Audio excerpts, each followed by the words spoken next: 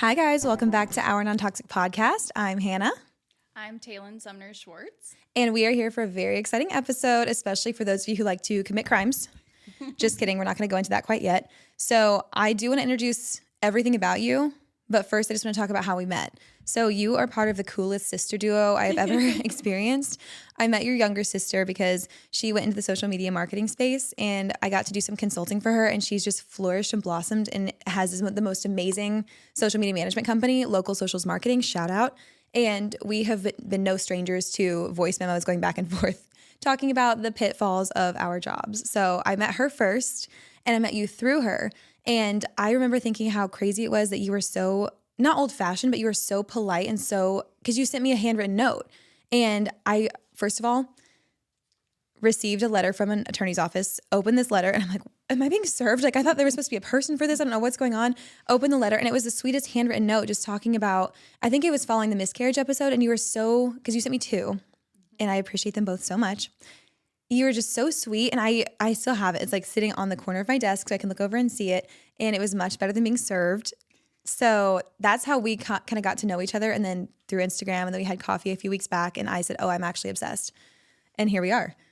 So I love it. I love it. No, that's exactly how everything kind of got started. I want to start with your report. So what are you going to be reading, eating, playing, obsessing, recommending, and treating?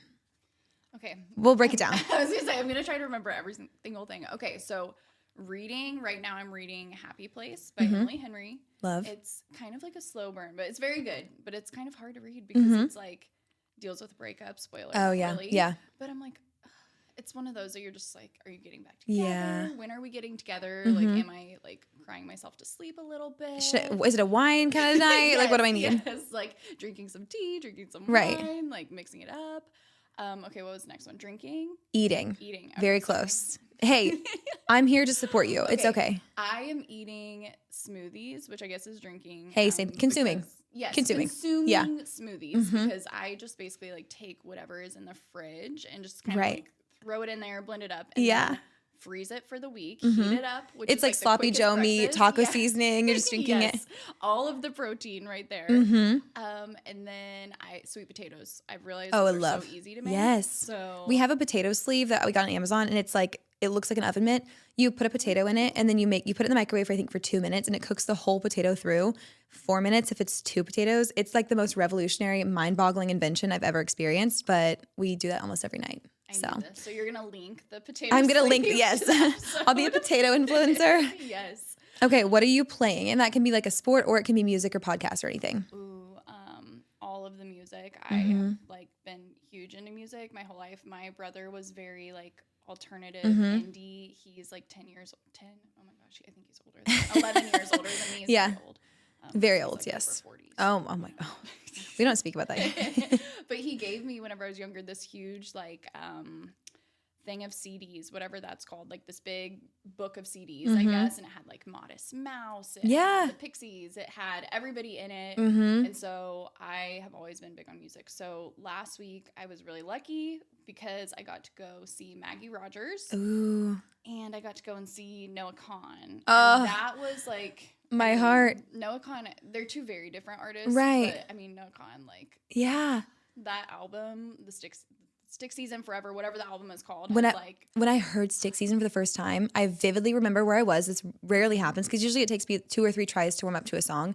And I hate learning about new music. But I remember I was coming back from the lake. My friends are playing music.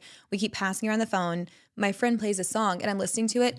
And the lyrics, we all went from being like, oh my gosh, woo, girls weekend, to being like, yes, like, do I go cry in the basement? It's like now? it somehow just, even all of us being in happy relationships, like it takes you back to like your first heartbreak, and all of us are like, oh my goodness, like why did you have to come for me? I'm trying to have a good weekend. Yeah. But it's so beautiful, and his lyricism is so pretty, and his voice, like, yes, it's so amazing. good. And he, at his show, it was like an insane experience because basically it was at, it used to be like Children's Mercy. It's been so many different things, but now I think it's like the Azura Amphitheater or something. And we basically had to walk like almost 2 miles to get in because the traffic Hope you was had so comfortable backed up. footwear.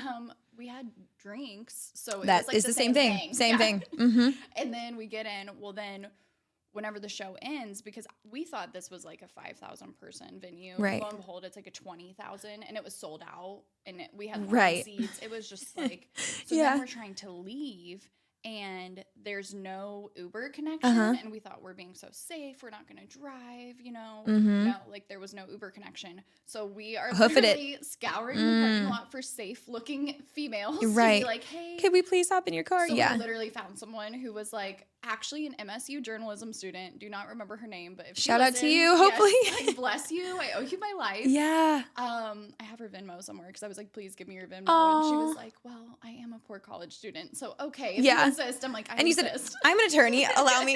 Yes, I was like, please let me Yeah. Venmo you. So we ended up like hopping in the car with her and her 13-year-old sister. And I was Aw. like, bless you. They dropped us off at a Whataburger. We Ubered from That's there. so sweet. I love women. Yeah, That's so it sweet. was amazing. It was so good. But during the show, he was like, yeah, I'm going to make this look like my mom's living room. And then he goes, but I can't fit all the generational trauma in here. Right. And I was like, damn. Yeah. You said he nailed that one. Yeah. And Carly was like, do you think he still like talks to his family? I'm like, It doesn't sound like it. I don't know. Right. I don't know. If he does, it might be a little awkward.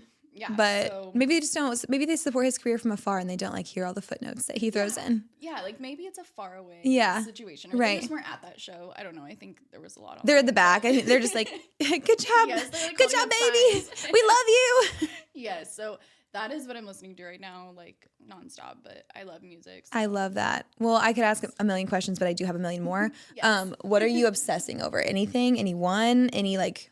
It could be literally anything. A workout. It can be a TikTok or. I am obsessing over the book that I was telling you about before Yeah. we started. Yes. It's called The Way of Integrity by Martha Beck. That book, like, I'm sure I'll reference it like a million times. Right. But that's also going to be like what I'm recommending. Absolutely. Because it's Oh yeah, you're nailing it already. See. Okay. So obsessing and recommending. What are you treating yourself to? It's gonna be Urban Grounds for me I know, today. yes. I'm like, actually Urban Grounds. Yes. Because I'm Hannah. Because yes, like if I'm Urban Grounds, in the run me my area- check. Come on. Yes. I literally did. What did I get? They had some like ubi thing the other day and I got it as a matcha. because I was Oh, like, yeah. that sounds so good. And Everything it was there is so amazing. good. Yeah. So, I mean, really like all the coffee because Yeah. that's like the best way to talk to people Yes. and meet people. It's a social event. It's like a Yes. treat. It's something to look forward to. I was talking to my mom on the way here because she had tried my that's the banana bread latte for the record. This is the Monstera with brown sugar cold foam. But I had tried the banana bread latte last week and my mom sipped it and she doesn't like fruit things in her coffee. And she actually enjoyed it. And I was talking and I do love it. But I also think that if I didn't, I wouldn't know because I just love coffee. And I think I've conditioned myself this, like now that if I have a coffee in my hand, the dopamine just goes in my body. Like already feel good. Yes, You like the rush feel already good. happens. It's more symbolic.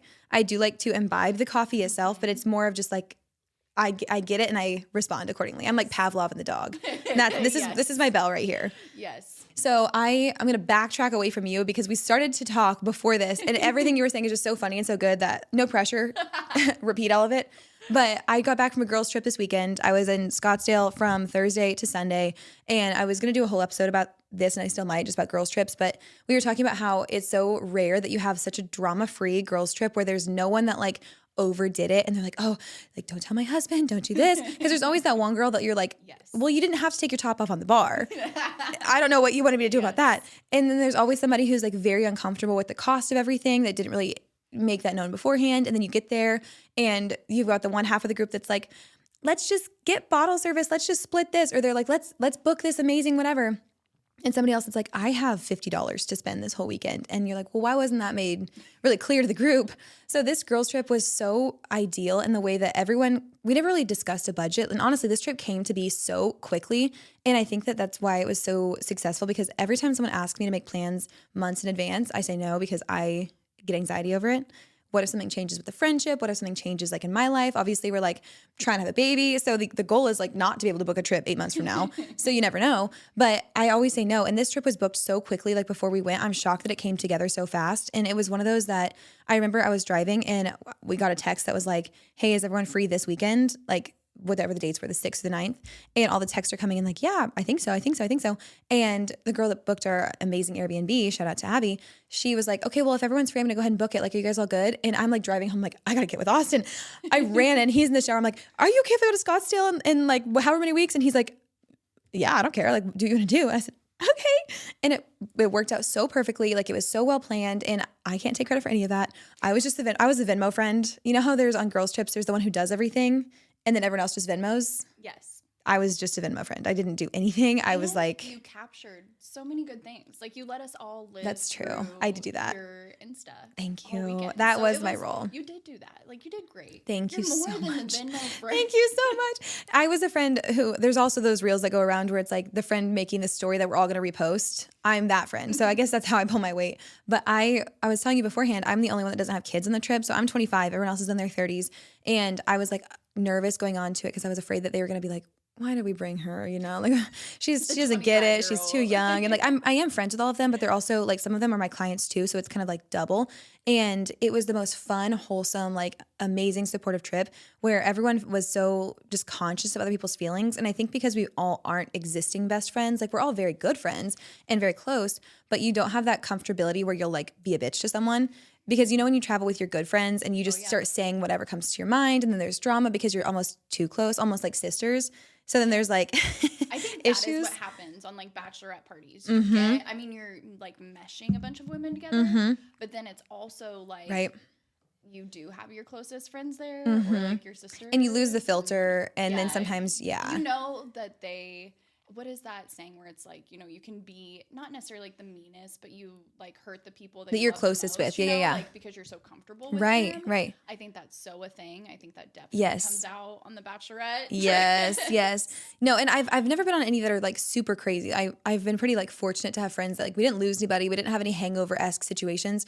We've lost windshields. We've like we've had other issues that have come up. I've lost my ID. I lost my ID on my bachelorette party, and like I'm like, how am I supposed to get home? I lost it the night before we were supposed to fly out, and then the Uber driver ended up bringing it back to our hotel because it had just fallen out of my purse. Because of course my purse had one ID, one lip gloss. I don't even think I brought my card with me. The essentials. That's it. And I was like, I guess I'm gonna have to be stuck in Florida. You guys go home without me. Like, what am I supposed to do? So this one was just such a great trip because everyone had a good time, and it was so.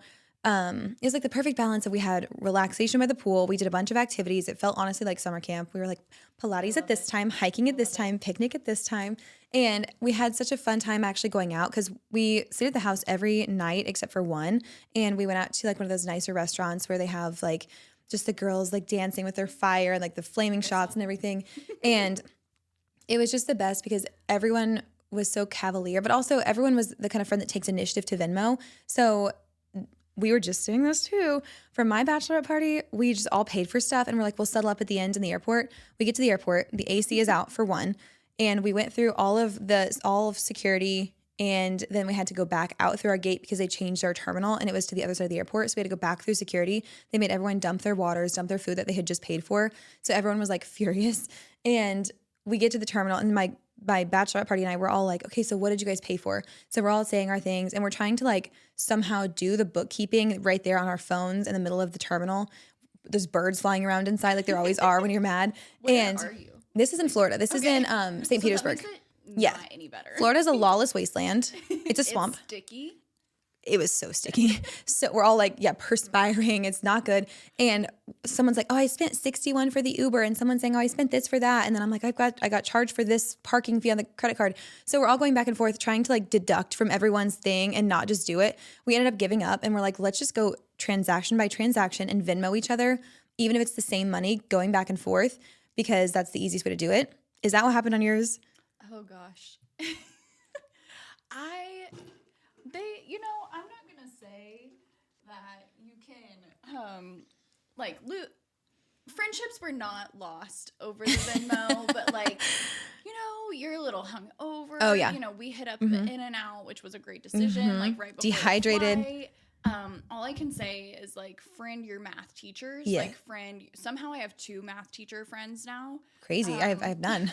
I should acquire one, I guess. You do, because you go shopping with them and they know the percentage off. Like they don't have their calculator out. Oh, I do that because I'm a shopping addict. Yeah. See, I'm like I'm tagging them along. Like, hey, what am I gonna pay here? Yeah. Like, But okay, I do the most remedial math. Like I'll see like, oh, it's 30% off. Okay, so 20% would be this, and then what's like half of 20%, and then add that on. It's like the most. See, if it's 50%, I'm there. Like, I got that right there. Anything outside of 50%, it's probably, and like, my friend Carly, who, God bless Carly Brock, like she's the one who really like took control of the whole situation for my bachelorette.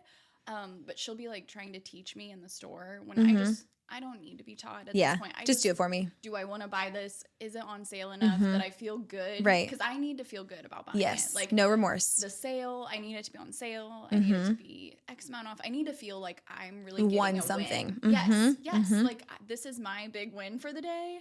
1,000%. But yeah, so my bachelorette, like I think a lot of it went on my card, went on my mom's card, which also if you are ever like hurting for money in the future, just say you're going on a bachelorette trip. Oh, yeah. Put your Venmo out there. Yep. I think that people Venmo'd me over $500. Same with mine. Like, what? We did that. We did the bracelets and we were wearing them around and we honestly thought we were going to make so much money at the resort. We didn't. It was all girls like from home. It was all like the sweetest girls. Loves a bachelorette trip. They love to see it. It was so sweet. Yes, it was amazing. I was like, I was just buying the drinks for everybody. So I'm like, I don't care about that because I do think like, hot take, I do think that if you are getting all this money for your bachelorette, you share it. You need to like make sure everybody has a good time. But that's kind of how I would say that's kind of how I was raised a little bit too. Like my dad is always one that's just like, you know, we're gonna spend now, ask later. Right. Don't ever ask. Like, maybe don't love ever. that. So we had it like she basically created like an Excel spreadsheet on her notes app somehow. Oh my gosh. Charting it out. Sends Brilliant. everybody their totals. Well, I think, okay, this is great. I had to do no math. That's the way to do it. People do not love like getting told what they owe and who they owe it to. It gets a little testy. And, yeah, so that part. And it's always more than you expect because you're like, oh, I've spent probably like $70 this weekend. You get to the end and it's like, okay, Venmo her 70, her 400, her this. And you're like, what do we spend it on? Because you just get so, you're like, oh yeah, it's, you're not taking your physical card out, so you don't think you've spent anything. So I don't think I swiped my card once this weekend because it was all on someone else's. Because in Scottsdale, they don't really split up for big parties. It's all has to be on one. But this was a different kind of group. Europe too. Oh, really? Yeah, they're not splitting your checks. Like you figure it out. Yeah, that's y'all's problem. Yeah, trust your Venmo. Trust your Venmo. Well, this one was different because in the past, everyone's kind of like, I guess I'll put my card down. This time, everyone's like, I want the points, like elbowing each other, like wanting to put it on their credit card so you can get all the stuff. And one of them was like, oh, I got like the small transaction. Like I wanted the big one so I can get all the points. So it was just funny how whenever you grow up, like your view on all those things change because everybody wants to get the credit card points. And it was just such a like different experience. And I've had so many girls trips like that were great as well. This one was just surprisingly like no drama, no issues, no conflict. Everyone went their own ways, did their own things. But it's just funny that you and I had the same experience with like Venmo can tear your friendships apart. Like the girls trip can make it out of the group chat, but the group chat might not make it out of the girls trip. No, I think that's 100%. I think that you have to do an episode of like a guide to like if you're going to take a girls trip, like have these discussions beforehand. Oh, I should. That's a good idea. These things because it's like you just all you see is like, okay, let's be real. Like we're all going to research on Instagram or if you're my sister, you're going to like look up every TikTok of the place. Yeah, I'm going to get on Yelp. She's going to tell me that Yelp is for old people, which I do not agree with. You'll say it's educational. It is. Yeah. And I'm like, this is it's never led me wrong. Like, but I think the same thing. Like whenever I see other girls going on a girls trip, I'm like, so who booked it? How'd you guys pay for it? Was it expensive? Did you get a discount? Like, how'd you guys do all these things? I don't just want like this Instagram stories. I want all of it broken down. So maybe I'll do an episode on that and like what worked out and what didn't. And I think also like stages of life. Like I think this season of life is like the perfect season of life to take a girl's trip because like, you know, we're not broke anymore. Yeah, like you're not broke anymore. Yeah. And like kids, I mean, I don't have kids. You don't have kids yet. Right, like, right. And so I mean, but yes, people have kids. So I don't know what that looks like. Yes, it does. It changes. But, I mean, like in budgeting and things like that. But yeah, I think like this stage of life where you can like swipe that credit card, know it's gonna be there. You're just like, it's all fine. Everything's fine. It's play money. It's pretend. Yes. Okay, I could go on and on, but we're gonna get into all of this. So let's just start with a little bit. Tell me about who you are, where you're from, and what you do now. And then we're going to unpack every single bit of it. Yay. Sounds like therapy. Love it. Yes. I'll send you an invoice. Yes. Yeah. Tell my therapist I can skip next week. Which has Stanton. Like reschedule in a week. So she's going to be like, look, I know you already got this all out. Yes. So just send her the episode. Be like, hey, take notes. Here's where I'm at. Yes, that's what we need to work through. Exactly. Okay, so I am from Aurora, Missouri. Born and raised in Aurora, Missouri. I have two awesome parents, Tanya and Talbot. I don't know. Shout out to them. I'm like, do people normally introduce I love it. I love it. I love my parents. I love them so much that my husband and I actually bought a house up the street from them.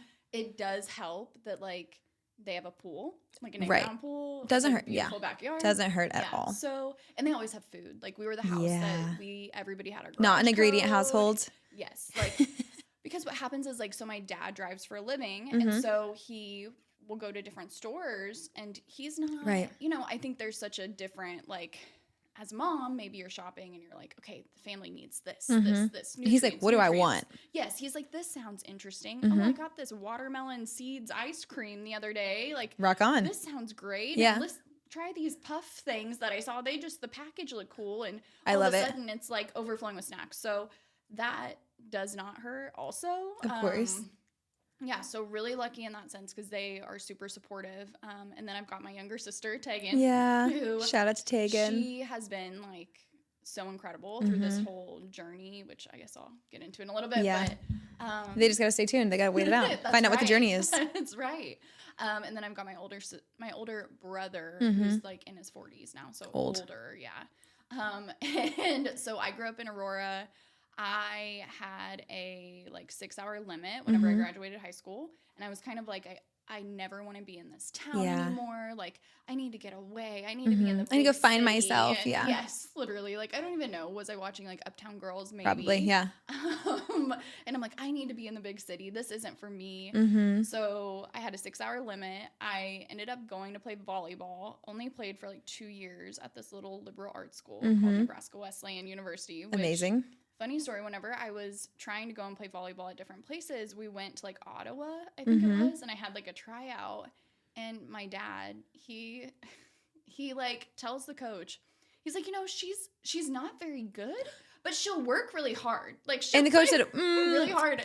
You know, we're really looking for talent. Yes. I'm just sitting there, like, what a sales pitch. Is this is this what we're doing? So thankfully, I'm picturing your dad being like the mom in another Cinderella story, like, you're not very pretty and you're not very bright. Yes, but then, like, tack on something, like, kind of nice at the right end. Like, you're not very pretty, you're not very but bright. You try hard. Yeah, but you'll try. You put a lot of effort in, and one day maybe, like, maybe not. The equivalent of, like, she's got a great personality. Yes. Right. And you're over there like, hi, coach. Yeah, I'm like, put me in. Who want me? So, yeah, so we do that. Nebraska Wesleyan it was like a D3 school, so they only do academic scholarships, lucky for me. So you got it like that. Yeah.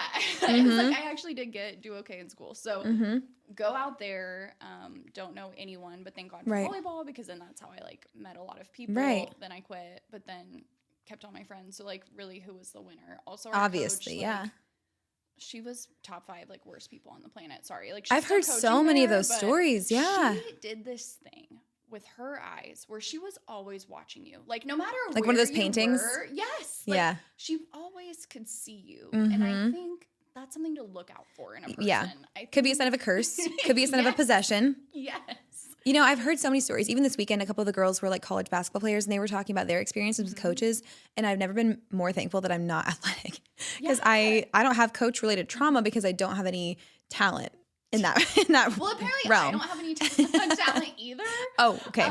But so you got the bonus. You got the trauma as well. It's great. I just also got the trauma for free. Like, it was so exciting. Yeah, what a bargain. I think that is such a thing that, like, which, I mean, I majored in sociology there, so I'm all about, like, society and the effects of, you know, what people are doing with that.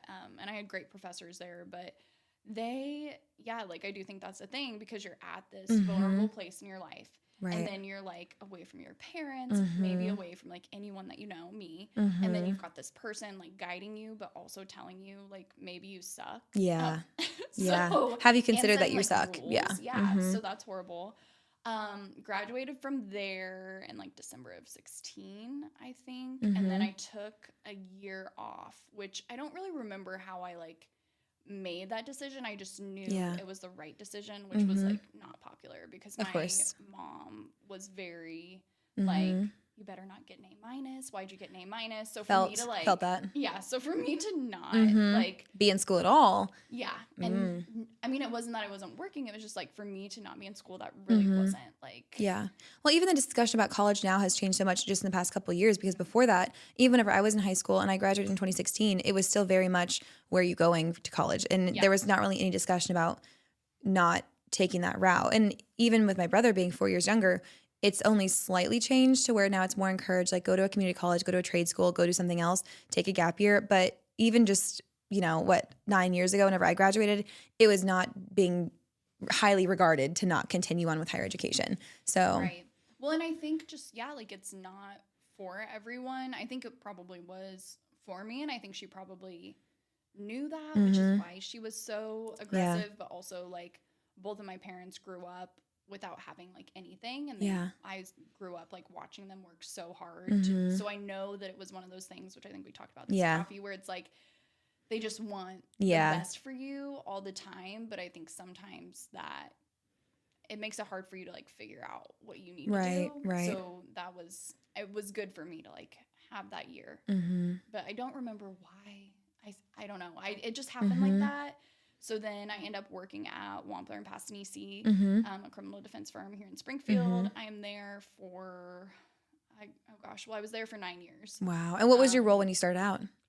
A runner. I was getting their shoes shined. Wow. I was literally like taking their like shoes to go and get them shined. I think my first day I got stuck, which they had been like was a pillar of the community. Oh, of course, He had been practicing forever. So somehow I end up like in the basement organizing these files that somehow are gonna like all get scanned in. So I needed to like write them all down or like go through the boxes. And I don't even like come up for lunch my first day because I didn't know I was like supposed to come up for lunch. So then I come up at like 4:00, and I think I had been there since like 8:30. And Shauna, who was like the office manager, love of my life, she's an amazing person. She was like, "Did you not eat lunch? Did you not eat? Did no one tell you that you could, like, and said, go and eat lunch?" No, and she was like, "Oh my gosh." So then she made it a point. Like I never ate lunch by myself, between her and Sandy Ellis, who is still around. I love that. Love of my life. They like made a point to take me under their wing, and they like always made sure that I ate with them. So I went, started there, was a runner, picking up Discovery. I didn't know how to write a check. Like I did not know how to write a check. Whenever you used to like go and pick up Discovery, you would have to, which is like the police reports, things like that, videos. You'd have to go to the police station to pick it up. You had to bring like a physical check, make the check out because you didn't always know the amount. And I just remember standing in front of the Discovery clerk, being like, the police officer, be like, they didn't cover this in my training. I'm like, this wasn't like, the training was kind of like non-existent. So maybe, like, do you want to write this out? And they're just like staring at me like this dumb blonde. Like, okay. It's fine. But got through it. Did apply for law school. My dad is the best guy ever, but I applied for law school like towards the fall of 17, I want to say. And we all would eat lunch in the office, like in the library conference room. And so to apply for law school, you like have to take the LSAT, which is a miserable, stupid test. It's like the standardized testing. I only know about that because of Suits. And can you give me like a couple, like what is the LSAT like? Is it all short answer? Is it multiple choice? Is it an oral exam? It's like, so there's no oral. There is like a writing component to it, but I don't think they like really care about that. You just have to do it. Should. Yeah. They don't. It's like reading comprehension. Think like map testing, like that sort of like ridiculous standardized like testing. Trick questions. Yes. Like is it situational? Like they'll give you a block of text and then you have to figure out like basically how to approach it legally. Like that, but it's not, there's like no legal aspect to it. Like really? It's literally just seeing like, do you have these skills? So people like won't study. They'll just go in and take it. I could never do really that. Like, I think before I took it, I decided I needed to learn like in everything. person. Yeah. Oh yeah. And I was like, I can't learn online. I don't know how to learn online. Like obviously pre-COVID and everything. So I was literally like getting up. I was living with my parents in Aurora, I think. And I would drive up to work at like 8:00 in the morning from Aurora. It's like 45 minutes. Then at like 2 or 3, I would drive down to Fayetteville because U of A had a course. So I would sit in that course, get home at like 10:00 at night, and then do it like all the just rest to be of the week prepared. for a couple Yeah. of months. Yeah. So obviously the LSAT was not my friend, but it's got like reading comprehension, logic games. Like I don't really think that there's like a way to prepare for it. Yeah. It's almost just like your brain either works that way or it doesn't. Right. But it has nothing, in my opinion, like, which is coming from someone that did not do well in the LSAT. You passed it, obviously. Yeah. Like, and it's all like the scoring, kind of like the ACT. That's probably a better example. Yes, because I only have experience with that, and I've always been a better test taker than student. Like my grades probably could have been higher. I had good grades, but like my testing was always so easy for me because I have a good memory, and I just am like this. My brain works in the way to reason with questions. So when I went to online college, that was heavily like favoring testing. I excelled there because I can like remember, retain, reason basically. But if it was a like classroom situation, I can't focus long enough. I can't do the worksheet type of education. It doesn't ever bode well for me. So I know some people can be completely brilliant and just tank tests. Like their brain just doesn't work that way. And sometimes maybe it's the attention span. But I know the ACT was such a hot button thing because they said it doesn't really reflect what you know. It's how well you take a test. And even in the prep courses they give to you, then it's all about how to rule out or how to read the way the question was written. It's never about how to actually solve the issue. So there's that whole discourse about like, well, is this actually the best way to measure people's intelligence and their propensity for college if it's just how good of a test taker they are? So it's interesting that is also the case with the LSAT and this whole profession. And test taking, like law school favors test taking, right? Because your whole grade is based on one test at the end of the year. Like you don't have a bunch of like I am a good student because I did not have the option to not be a good student. Right. Like, my mom would have lost it. Right, right. There was no like, oh, you're not going to do your homework tonight. No, like we did not get to watch TV on school nights. Oh, yeah. Ever. Like even now, whenever I watch TV on like a school night, you get a reaction to it. Yes. I'm like, oh my gosh, this is something the coolest thing ever. Right. 29 now. I'm sure there's like an issue to unpack that's deeper there, like relating to your output. Yeah. What for therapy? I'm gonna come back to that one. But no, that makes it. I was similar to that. Like my parents, I wasn't a huge like TV kid growing up. Because I was nerdy and I read a lot. But I remember that same thing. Like if we would go over report cards, and it's like, what's going on in this class? Like, why do you have a 90? What do you have this? And I know it was out of love, but then you do get that complex as you get older, where you're like, anything less than perfection is not okay. I remember I got my first B in, I think it was college algebra, and I was devastated, cried, like just couldn't handle it. And math never clicked as well for me as the other subjects did. And at the end of the day, an 88 is not that bad. Like I had like a 3.9 GPA, devastated. Like and I'm like, that I probably could have coped better with, but on the one hand. But you don't know how, because you're like, I think that's what like leads into perfectionism and stuff. Because you're like, I can't relate where people like don't want to please other people, you know, especially growing up. Like you want your parents to say they're proud of you. You want to please them. Like, do I think that my parents would be proud of me for like if they felt like I was a good person, right? You know, but they want you to be your best. Like that's the thing. With my parents, I knew that if my best was a C average, they would have been happy with that. But they knew that my best was probably like all A's, and they said, don't fall short of that. So they knew my potential and they pushed me to it. And I think that's such a hard line that I don't even know if there's a solution to. Like in my own parenting one day, how do you push your kids to be the best and teach them that your best is the only acceptable amount of effort, but then also making it known that like perfection isn't always the goal. Right. So like your best might not be perfection. Your best might be average or subpar or just proficient or whatever else. But as long as you're giving it whatever your best is in that moment or at that time in your life, then that's acceptable and that's good. So perfectionism is an unfortunate result of that, because I think that you and I would both say, like, I'm glad I was pushed. I'm glad I was pushed to like want to be the best. And like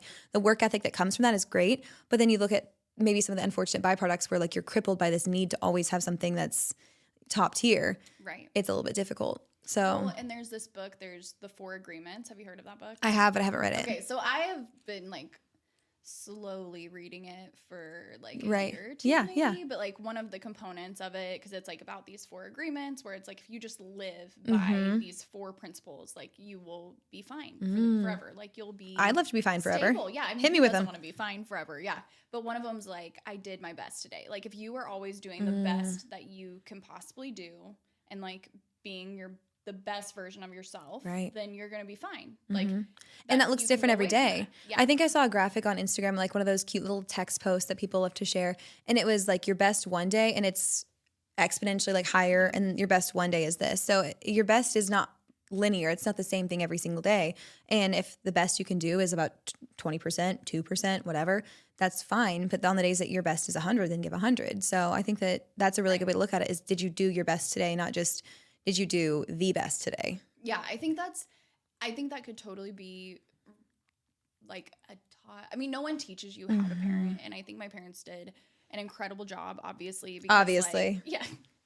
No, I'm just kidding. But really, because like, I mean, my like brother and my sister, like, we want to hang out with our parents. Like, we see them every Sunday, and that's the like, biggest mark. choice. Yeah. Like, I mean, we have my mom up for dinner, I think like 2 or 3 nights a week, maybe. I mean, we are spending a lot of time together. Right. And I think that should really be like the measure of did you do a good job? But my sister, she sent me something one time, and it was like, because she's a young mom, and it was like, remember, like, this is your parents' like first time living their life too. This is their first time being a parent too. And being this like, age. Yeah. Like, they've never, it's not like they've had like all these opportunities. You know, I mean, you can have like multiple kids, but I think if you like frame your thinking in that way, I think you can probably give more grace. Yeah, give grace. Absolutely. That's what I'm always like praying for at night. I'm like, please help me show up with a little more grace than I did the day before, because I think I love that. so struggle with that.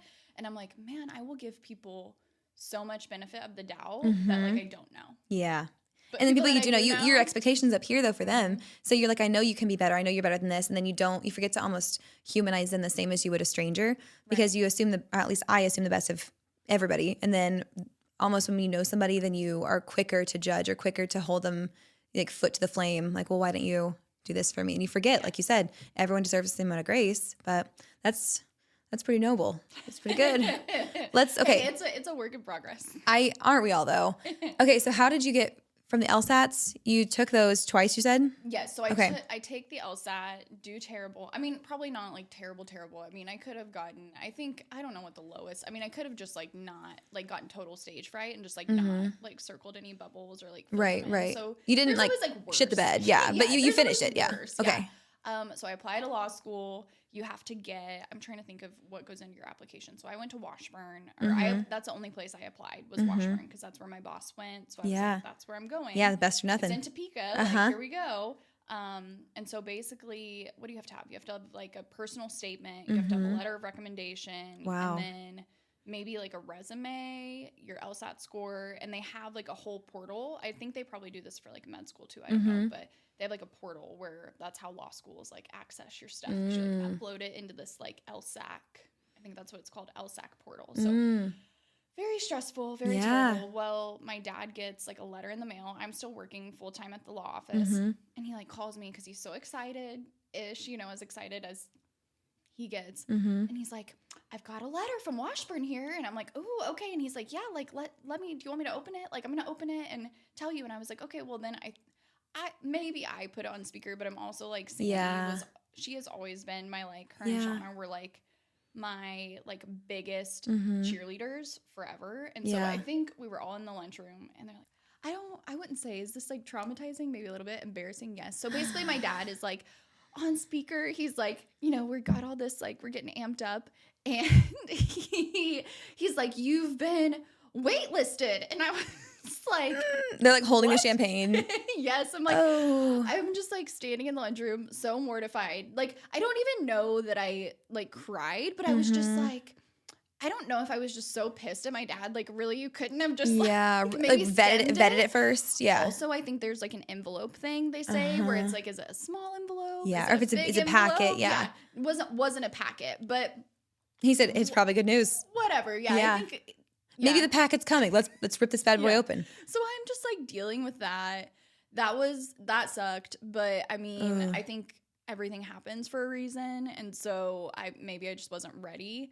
So then I take the LSAT again, which I think after I took it again, they were like, maybe she could take it again, and I was like, no, like if you don't want me to come, like I'm good. I'll find something else. Like this is not for me. But is it a pass fail test, or is it like a score test? It's score test. Okay. So I think like gosh, what is it? Like, I think maybe 170, 160 is maybe like the highest. And then I think I was scoring in like the 140s. And I think that's what I like stayed in, which isn't horrible, but like law schools get like rated with whatever it is, like the best news, world news reports or whatever. And so it like they don't want anything that makes their ranking go down. So why would you want someone that like doesn't have a good LSAT score to come and then like blow your rating? That's true.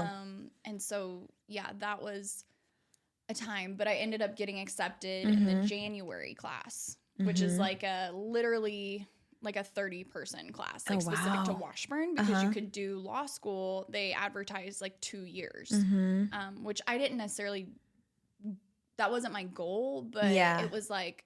That was perfect for me to like end up in that situation because it was so much smaller than having a class of like 100 or something. Because you're basically like taking all your courses with these people. Like these are your people. They call it like the J section. And those are like my friends for life. Like, I love that. I mean, I think it's been fun because like I went to Nebraska, Lincoln, Nebraska. I went to Topeka, Kansas. And like I feel like I've just been like grabbing friends from the Midwest. You're like, coming with me. lifelong. You're coming with me. Yeah. I love that. Okay, who wants to move to Aurora, Springfield? And they're like, oh, you lost me there. Sorry. Like, I won't see you there. But, no. So but I love it for you. Yeah, I've been really fortunate to like get a lot of different perspectives and friendships. And I think like I got married last year. Congratulations. Our anniversary is like literally, I think, Monday. Congratulations in advance. That's just a reminder for my husband, so he knows. Like, get her flowers. Get her something nice. Yeah. You have a wish list anywhere? A wish list at any jewelers you wanna drop? No, I do. Probably on Instagram. I need to add him and make one. That's a great idea. Like a hint, drop it. Yeah. Like let me. I'm out here doing the Lord's work. Absolutely. That's right. Note to self: like create a collaboration board. Yeah, that's actually a good note for all of us. Just go ahead and make a little wish list for your husband, and we'll drop it. I'll send it to him if you want me to. Let me know. I'll just make sure they have all the resources. Yeah, communication is key. Like absolutely. They can't give you what they don't know. Exactly. Make that list on Amazon. Link your own storefront. Make commission off of yourself. It's great.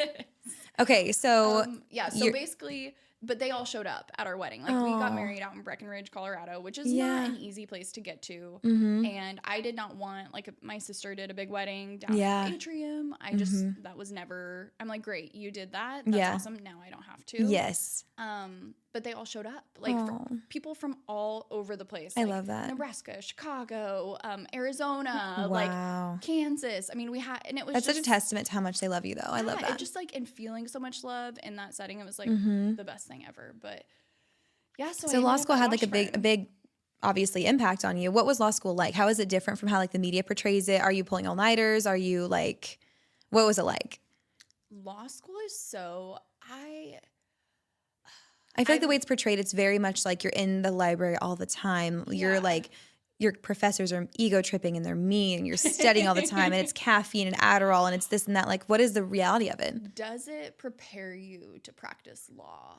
No, but I think that it gives you like the tools because you're not learning how to go and be an attorney. You're learning basically like the backstory of law and like about cases, but like unless it's like a Supreme Court case, like I'm not practicing in Kansas, it's not going to be applicable. So you want to do like as much real life stuff as you can there because they're not, and Washburn's really good about that. But so there's something called the Socratic method.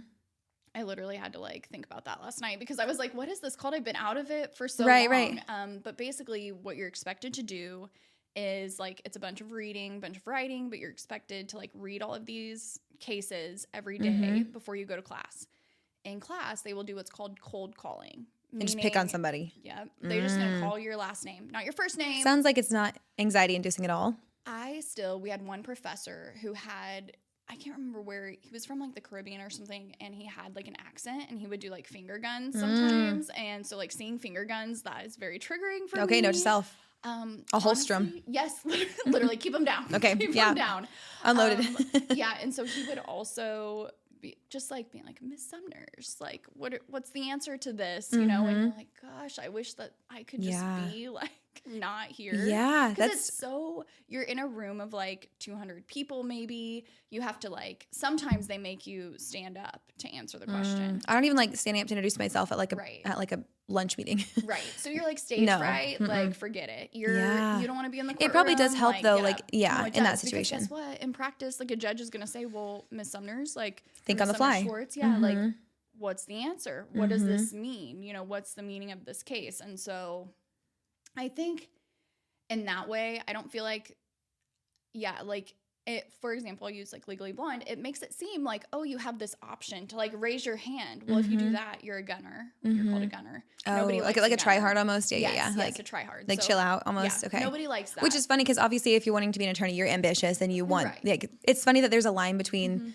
well, you're here. Obviously, you're pursuing something, and then don't try too hard for it. The personalities of law school are like probably the worst, and like it probably prepares you for the profession. And not every lawyer is bad, just like not every doctor is bad, but like there's definitely a stigma, and it comes from something, right? And like everybody is intelligent, like everybody has worked hard to be there, like most people. But sometimes like interacting with people whose egos cannot fit in the door, you can only take so much. So like that part of law school, and then the grading, like it's graded on a curve. So there's only like 1 or 2 A's to go out. Oh, wow. Well, imagine that from this like little Midwestern girl over here from a high school of like a class of 100 down in Aurora, who it's like, well, you may not get an A because there's only so many.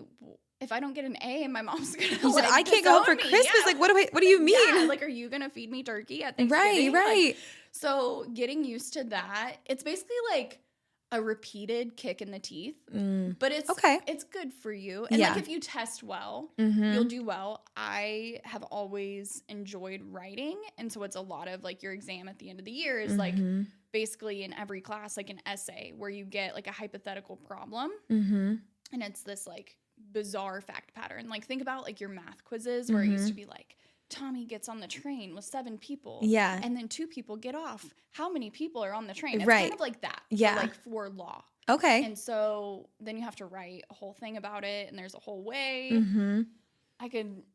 Law school is, I think it's important where you go. I think that Washburn does a really good job of like inclusivity and getting people involved. I started the criminal justice, like, what do they call it? Society. They have all these different societies there, like clubs. Yeah. They make it sound so bougie.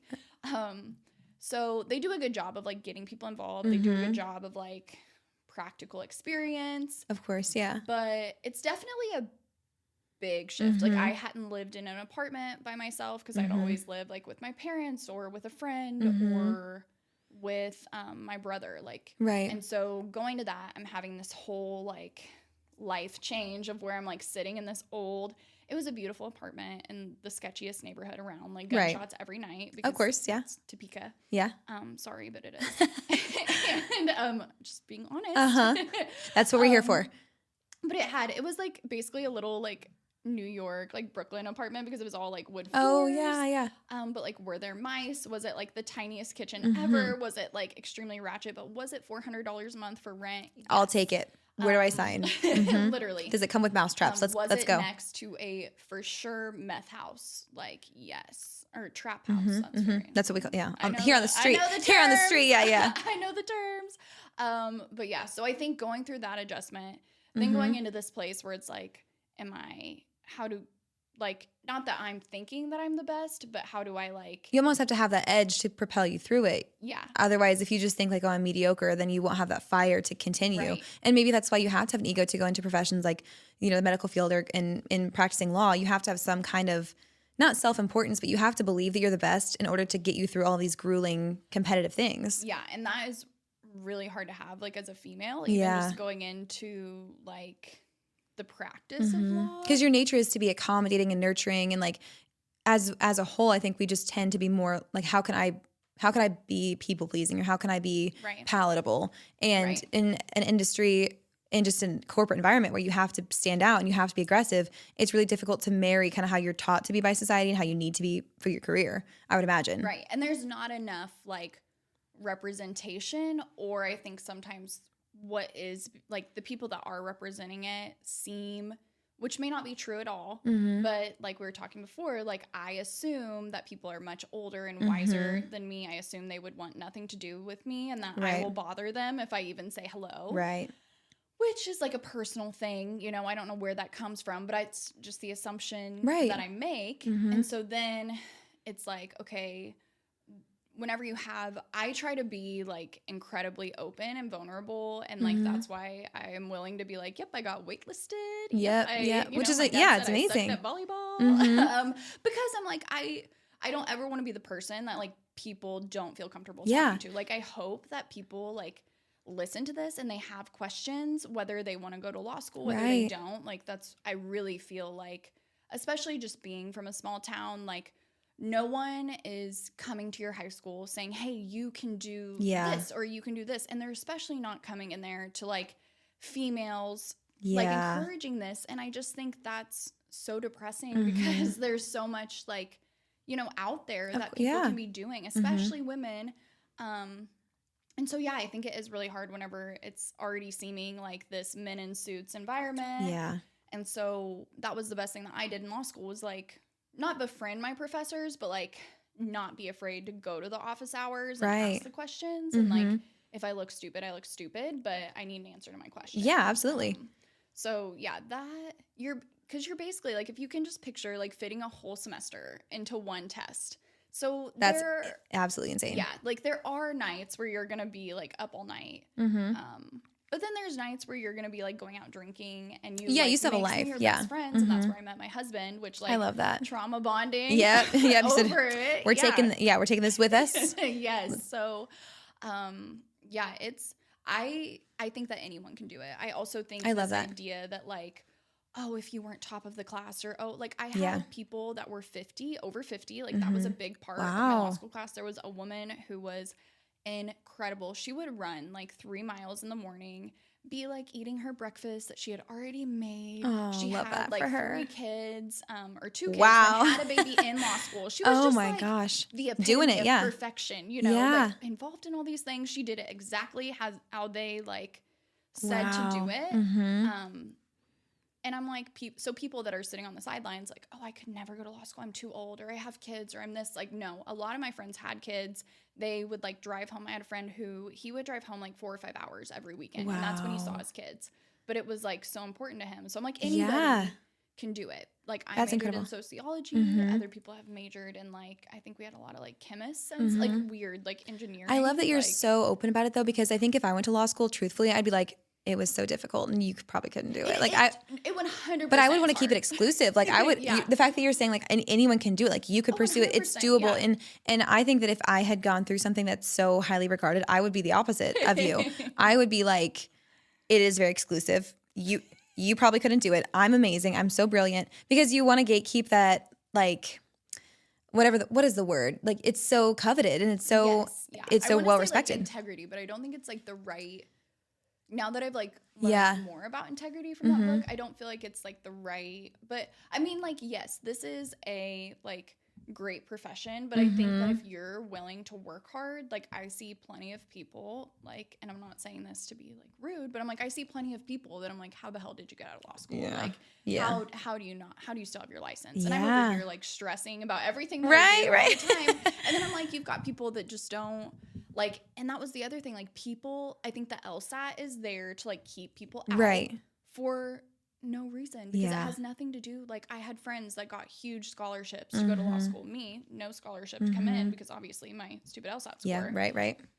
They were on like the failing list our first semester. Like they were about to get kicked out. And I'm like, so you're telling me that this one test is gonna like define you, but then even going through law school, like let's say you don't do well in law school. I know people that almost flunked out and they're making like bukus of dollars. Right. Being super successful attorneys. Yeah. Like it's important, but like I think assuming that like that's your forever of like that you're stuck here because this is how you did here. I think that is just such a limiting belief. Well, I think that's a great attitude to have as well, to say like, yes, this is the big test that I'm supposed to do well on. And if you didn't do as well as you wanted to, you could have easily been like, well, this obviously is a sign it's not for me. But you just said like, that's just a factor of my journey. I'm going to move on and prove why I'm meant to be here. And I think that's so inspiring. So I want to get into your professional journey. Hello, guys. It is Hannah from the editing room here. I have a quick little update. So this episode has been so fantastic and so amazing, but we do proceed to go ahead and talk for another hour and 7 minutes. So I decided to go ahead and break it into 2 episodes just because everything that Taylon said was so insightful, so amazing, so fantastic. She's wonderful. She's iconic. She is the moment. So I wanted to make sure that everything that she says gets its own time to shine. So I hope you've enjoyed this episode. If you're staying to the very, very end and you're looking for more, fear not. She will have the rest of her episode, a whole other hour of all of these super fun legal things next week. Stay tuned. Thank you so much for listening. I love you guys so, so much. And I appreciate all of you tuning in week after week. I hope you have a wonderful week. Treat yourself on Friday. Have all mountains, no valleys. Love you so much. Bye.